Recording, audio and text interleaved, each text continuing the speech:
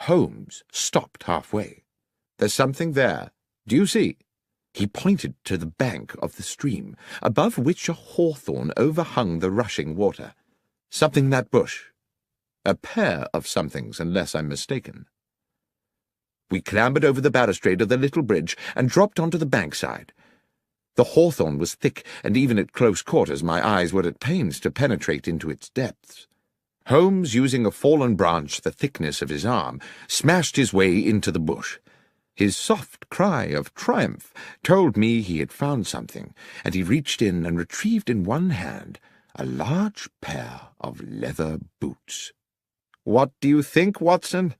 Is this or is this not the footwear of our thief?"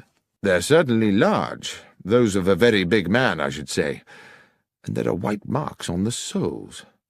Shall we see how they fit those prints on the church meadow?" "I think we can assume that much, Watson. But what would induce the villain to jettison his boots here?" "Perhaps," I said, "he thought he was still being chased, and knew that if he were caught wearing them he would be recognized straight away." "Equally suspicious if he'd been found with no boots at all," said Holmes, "though I suppose he may have carried a spare pair of shoes with him. Watson, it is fairly clear to me the thief is a local man. Why, unless he feared to be recognized, would he indulge in such an elaborate disguise? Let us go back to the Jolly Bulldog. That, after all, is where the locals like to congregate." In fact, on our return to the inn, we found John Hapton and Matthew Winslow, the parish committee men we had met earlier, having returned to, or perhaps never having left, the same table. As we sat down, Holmes placed beside him on the floorboards the pair of boots we had found in the hedgerow, causing the two gentlemen to look at them inquisitively.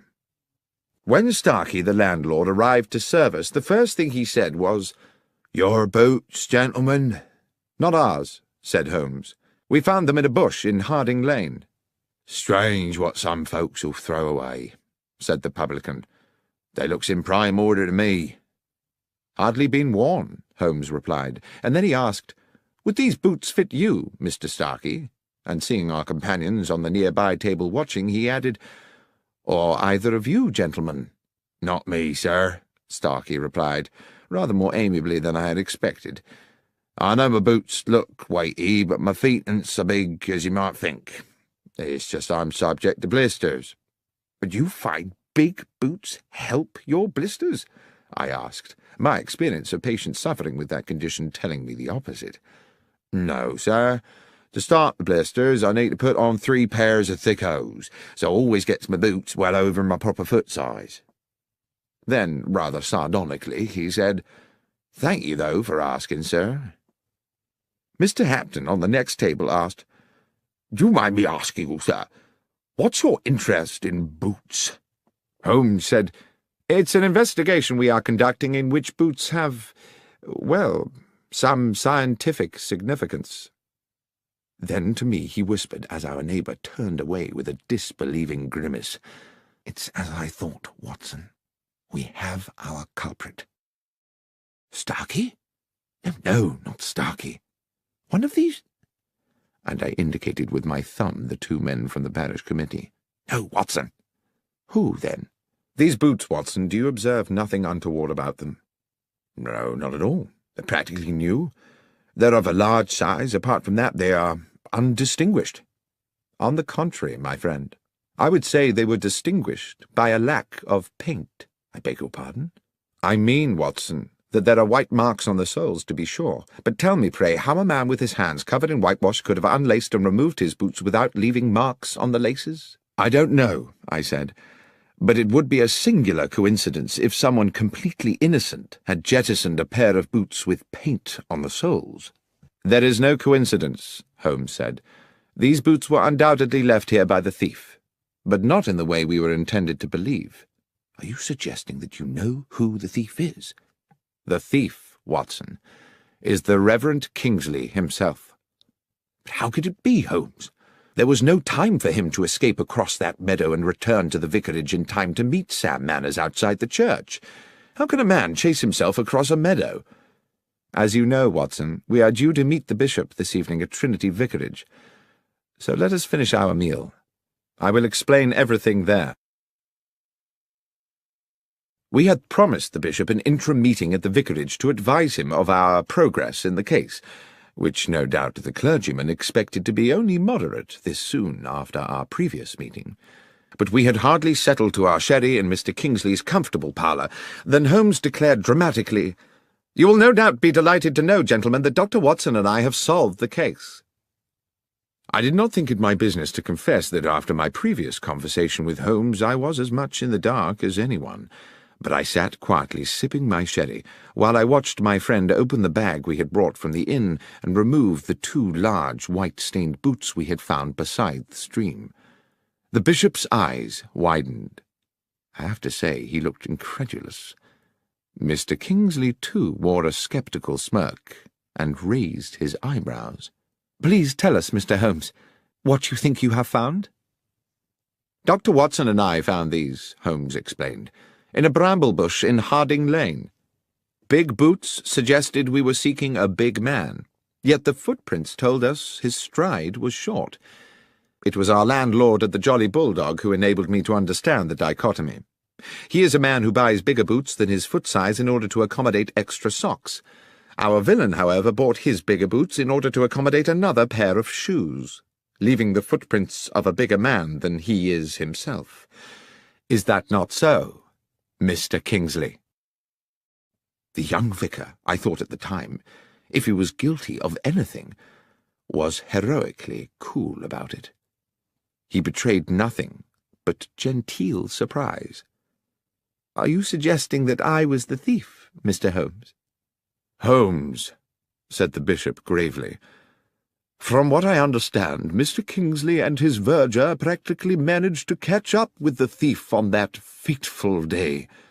What on earth do you think is the evidence for this assertion?" "My lord," Holmes said confidently, "Mr. Kingsley wished to embezzle the money raised by the sale of the Hatchingham Grail and decided to construct a piece of theatre which would deceive investigators. He not only invented the spectral man in the large-brimmed hat, he also on several occasions paraded in the hat and the high-collared coat and ensured that Mr. and Mrs. Manners caught a glimpse of him. On the day of the theft, having sent Sam Manners to lunch, he came back here to the vicarage, assumed the disguise, showed himself at the cottage window where Manners was eating, and proceeded into the churchyard.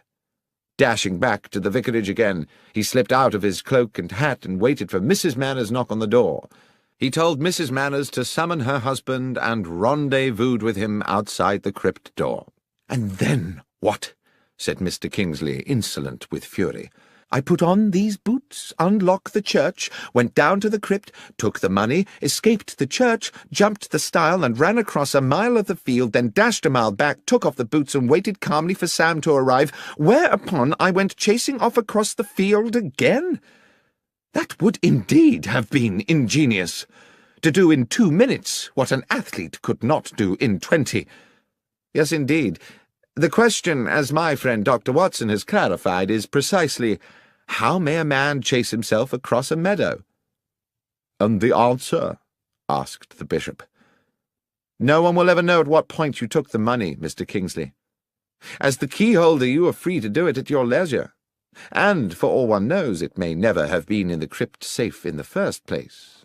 Certainly there was no need for you to waste time on it on the day we are discussing. You wished to ensure there was just enough time with Mr. Manners at lunch for you to get to the crypt door and kick over the whitewash bucket.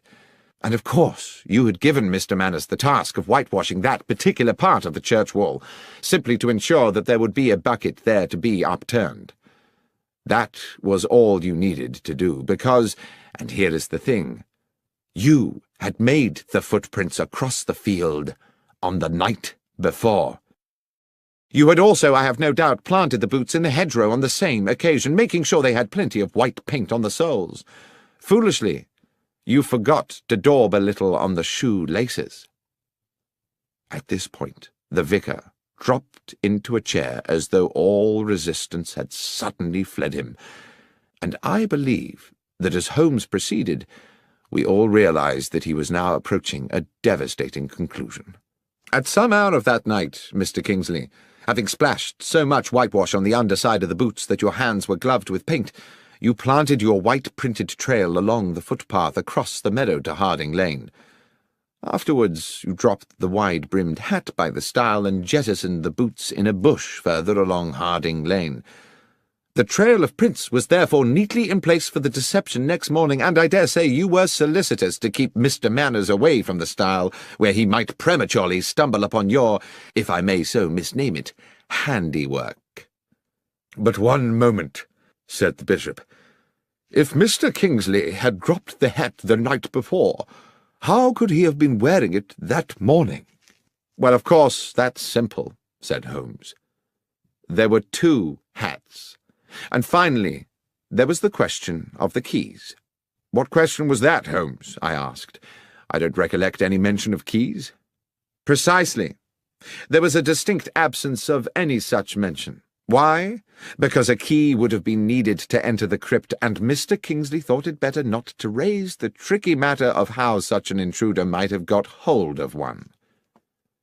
The pale face and slumped figure of Mr. Kingsley indicated his utter defeat. The bishop clearly needed no further convincing. "The money, Kingsley," he said. "Have you spent it?" The vicar looked bitter. "I'm a gambler, Bishop, and the truth is that over the years I have burdened myself with appalling debts. I started to use the church money bit by bit. I meant to return it one day when I had a big win, but money runs through my hands like water.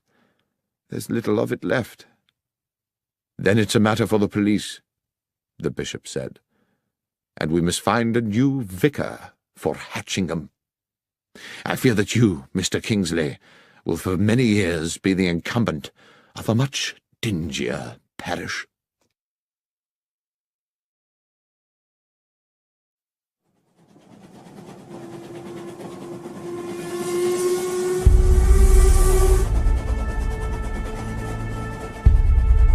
The 1059 Assassin.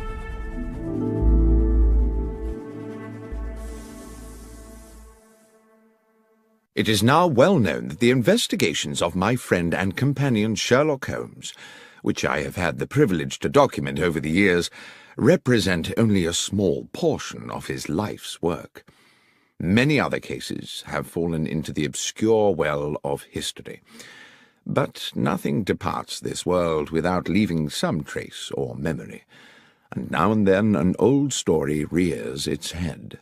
So it was with the events of the Stovey murder. A letter came to Holmes one morning at our Baker Street apartment from Samuel Carpenter, an elderly publican at the Horse in Colours hostelry in the Kent village of Stovey. Several years previously, Samuel Carpenter had been a witness at the trial of Arthur Weeks, a local villain accused of intimidation, abduction, blackmail, and grievous bodily harm. Holmes had been involved in helping police on the case with footprint evidence, and thus had come to meet the amiable publican. I suppose we never expected to visit the quiet settlement of Stovey ever again, but the letter contained a clear and urgent summons. "Dear Mr. Holmes, you did say when we made our farewells 4 years ago that if ever there should be a day when I had need of your assistance, I was to write to you immediately. I'm afraid, sir, that day has come. A terrible set of events has clouded my life, and I am quite at a loss. Arthur Weeks, that ruthless villain you helped put away, died in jail a few months ago. Ever since then his son, Henry, has been making our lives a misery. I found my dog Catcher shot dead in the field, and twice a dead fox in our water tank.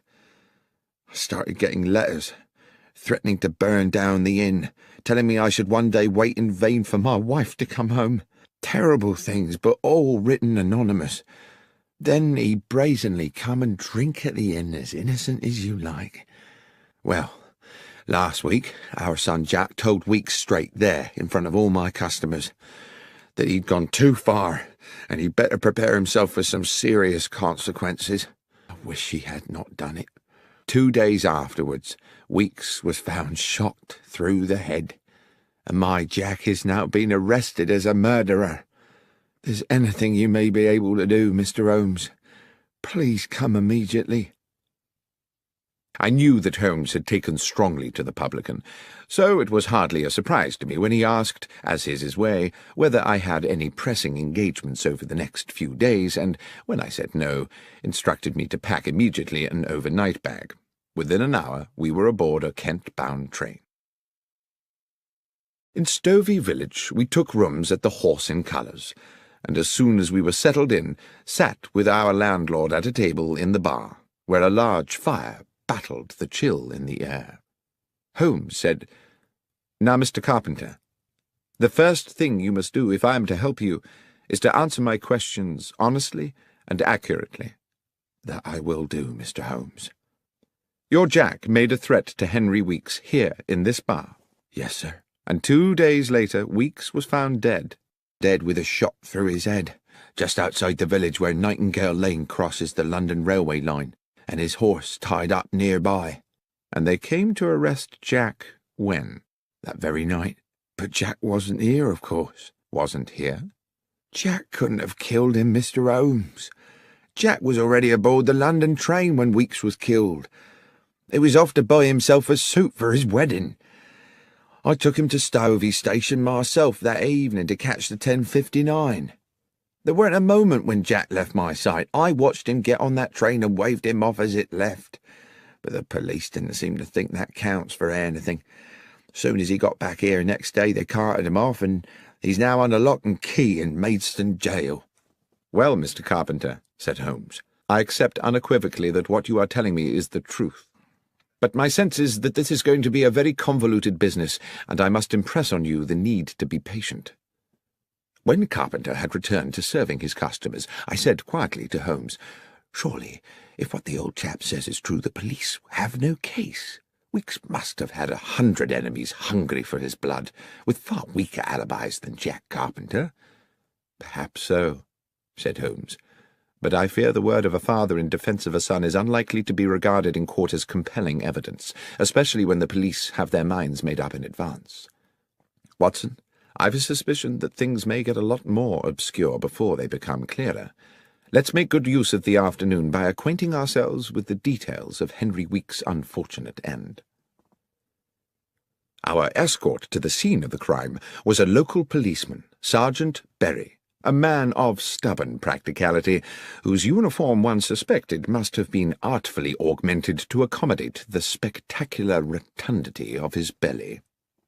He clearly felt he had better things to do than to accompany a consulting detective to the scene of a crime when the culprit was already halfway to the gallows. Walking from Stovey village, we arrived at a spot about 30 yards from a level crossing where the main London railway line traversed Nightingale Lane. "Darkhill Crossing. Corpse found here," Sergeant Berry said bluntly. 6 feet from the fence. Victim's horse still tied to the fence. Cause of death, single bullet entering just here." He put a plump finger in the centre of his brow. "Weapon?" "A gun," said the policeman insolently. "I am aware," said Holmes, clearly irritated, "that if a man is killed with a bullet, then the probable source of the missile is a firearm. What I want to know is whether the weapon has been found, or, if not, whether anyone has deduced the type of gun from the type of bullet." "No gun found," said Berry. "As for the bullet, far as I know, it's still at the end of a short tunnel into his skull." "And the horse?" "Oh, I don't think we can pin it on the horse, sir," the policeman said with a smirk. "Sergeant Berry," Holmes was threateningly patient, "are you able to assist me in this investigation, or would it be more convenient to you if I were to apply to my acquaintances at the yard to find me an alternative guide?" The policeman looked suddenly chastened. "Just my joke, Mr. Holmes. Yes, I can take you to the horse, sir, and to the body." We saw the horse first. It had been stabled with the police horses in a yard in the village, a tall brown stallion with rather frightened eyes. When young, it must have been a formidable creature. Now it looked ragged from a lifetime of hard riding. Holmes looked it over carefully. The animal was skittish, seemingly distressed, and tried to pull away when Holmes held its bridle to examine its head. I watched rather nervously as my friend entered the stable bay and walked round the animal, which threatened to jostle him against the walls. Then, When he reached the front of the creature again, Holmes said, "There's a mark here. A sharp wound, can you see?" On the right foreleg, just above the fetlock joint, was a slender but quite noticeable lesion, apparently caused fairly recently. Holmes turned to Berry again. "Was this mark here when the horse was found?" "I believe so." "Good. Well, since we seem to be in the business of investigating wounds today, you'd better show us the way to the morgue. Incidentally, Sergeant, how well do you know the accused man?" "Fairly well," replied the policeman. "Do you know whether he has friends, acquaintances, perhaps, of some intimacy?" "Well, not really that I know of, sir. He was always at his father's public house, and they were ever a close lot. Sergeant Berry stopped. He became instantly animated and businesslike. A gleam came into his eyes, and he said, "Look, there's the mortuary, Mr. Holmes, just after the church. I'll leave you to it, if I may. Just thought of something rather urgent I've got to do." And very briskly, almost running, he disappeared back towards the village. "Strange," I said to Holmes. "What do you think that was about?" "I think," said Holmes, "that I've put an idea into his head. I only hope it doesn't complicate matters." It transpired that a post-mortem on the dead man had been commissioned, but that the police pathologist had only arrived from London that morning, possibly on the same train as Holmes and myself. I knew